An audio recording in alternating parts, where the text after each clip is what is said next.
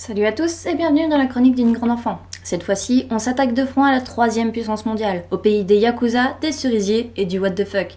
J'ai nommé le Japon. Alors, animation japonaise rime avec Miyazaki et je suis sûre que vous vous attendiez à une chronique sur un de ses films. Eh bien, ça tombe très bien vu qu'aujourd'hui, ça ne concerne en aucun cas. On parlera plutôt de Mamoru Hosoda, fondateur des studios Shizu et réalisateur d'Ame et Yuki les Enfants Loups, ou encore La Traversée du Temps pendant sa carrière chez Madhouse, et qui en 2009 nous a cuisiné un film mélangeant 1 kg d'histoire familiale, 300 grammes de jeux de cartes, un zeste de guerre féodale et un bon kilo d'internet.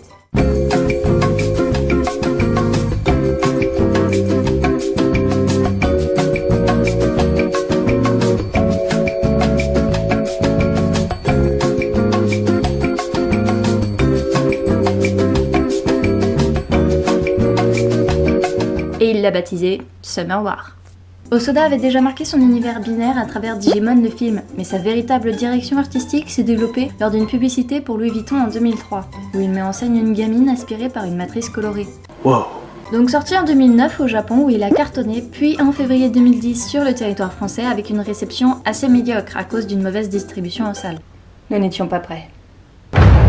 Il est vrai qu'en 2009, le what the fuck et les délires internet n'étaient pas encore devenus assez iconiques en France pour fidéliser un public au cinéma. Surtout en voyant la gueule de l'affiche, on s'attend pas du tout à ce qui va suivre.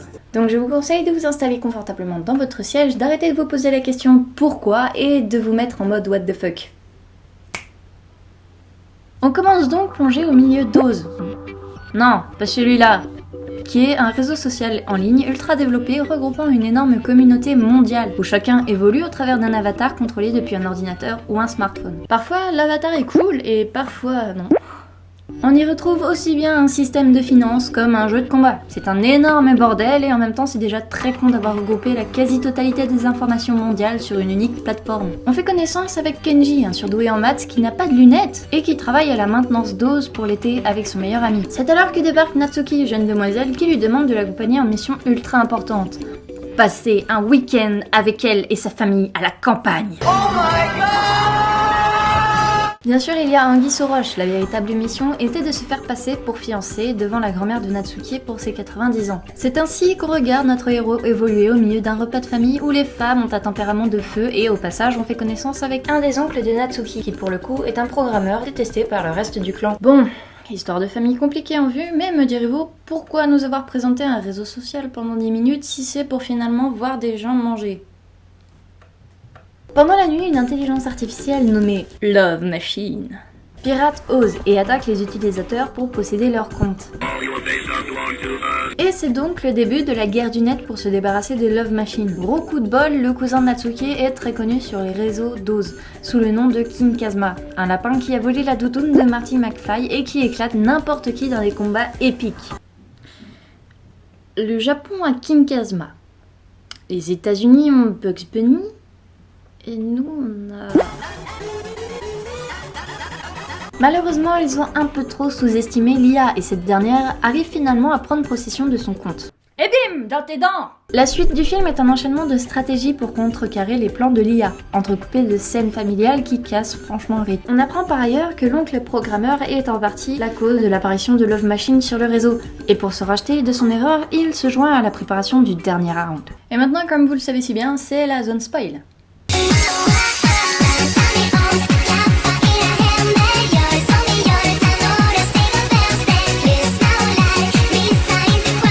Love Machine décide de prendre le contrôle d'un satellite pour le balancer sur une centrale nucléaire au hasard, parce que même quand on est une IA, on veut détruire le monde. Donc, la famille branche une multitude d'appareils informatiques récupérés au préalable chez le cousin du neveu du fils du collègue d'un ex-voisin, et échoue encore une fois lamentablement face à Love Machine, qui récupère alors les 3/4 des comptes d'Oz. Dépitée, la famille décide alors d'aller manger une dernière fois, parce que c'est pas parce qu'on va crever qu'il faut avoir le ventre vide. Alors Natsuki entre enfin en scène et décide de défier l'IA à un jeu de cartes. Oui. Vous avez bien entendu, un jeu de cartes. Cette chose-là, en pariant les comptes non piratés qui viennent tous se joindre au combat au même moment, comme une sorte de Deus Ex Machina. Et j'avoue que même en ayant regardé le film plein de fois, je n'arrive toujours pas à comprendre ces putains de règles. Après un combat de cartes aussi explosif que chez Yu-Gi-Oh, Love Machine est affaibli et finalement détruit par un Falcon Punch de King Kazma, de retour en grande pompe. Et le satellite s'écrase dans la campagne. Peut-être sur des gens, mais on n'a pas plus de détails. Victoire, grand festin, tout le monde est heureux, Kenji finit par embrasser Natsuki, c'est beau l'amour, internet est libre, the end. Juste pour en revenir au jeu de cartes. Sérieusement? Vous imaginez ça en vrai? Tu veux te battre avec moi? Viens te battre avec moi dans le couloir de la baston. Un jeu de cartes. C'est tout ce que ça te fait quand je te dis qu'on va jouer aux cartes?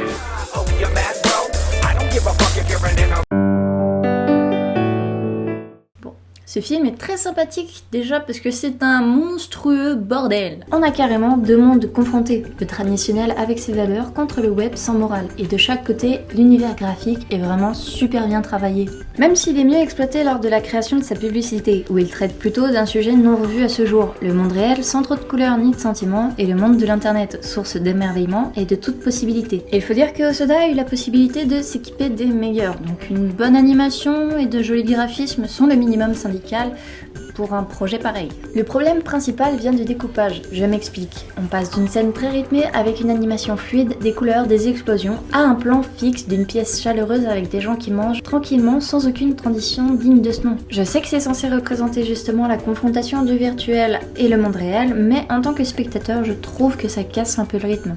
Ah oui, autre point. Dans un sens, je trouve que le film aurait pu mieux exploiter l'univers si riche qu'il a créé, en montrant un peu plus de phases dans Oz. Nous faire découvrir en profondeur son fonctionnement, comme par exemple le système de combat. Parce que j'ai beau regarder comment les humains utilisent leur avatar pour combattre via leur clavier, je ne comprends vraiment pas le gameplay. Ni à situer l'arène de combat d'ailleurs, à croire qu'ils se foutent sur la gueule au milieu des comptes bancaires et des codes de la NASA.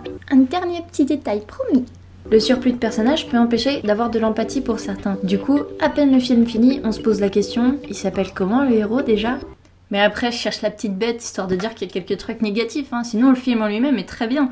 Enfin bon, même s'il prend des proportions démesurées à la fin. On peut voir ce film comme une critique de la dépendance de l'homme face au net et son immensité, comme voir deux personnes côte à côte qui utilisent leur téléphone pour communiquer plutôt que de simplement ouvrir la bouche. Exemple qu'on pourra apercevoir plusieurs fois dans le film d'ailleurs. Les novices en animation japonaise risquent d'être un petit peu déroutés, car ce miroir respecte les codes de son pays.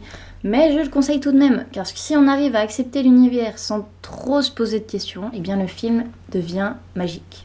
Et pour encore mieux profiter du film, je vous conseille de regarder le reste de la filmographie d'Osoda, pour mieux comprendre son univers. Enfin surtout La Traversée du Temps et Ame et Yuki les Enfants Loups, parce que ces deux films ont été faits avec la même direction artistique et la famille prend la même place que dans Summer War. Voilà, c'était Plume Nord en espérant avoir redonné un petit peu le sourire à personne qui pensait que l'animation japonaise allait s'éteindre en même temps que la carrière de Miyazaki. N'hésitez pas à vous abonner à ma chaîne, à partager cette vidéo, à la commenter. Et moi je vous laisse et je vous dis à très bientôt pour une prochaine vidéo.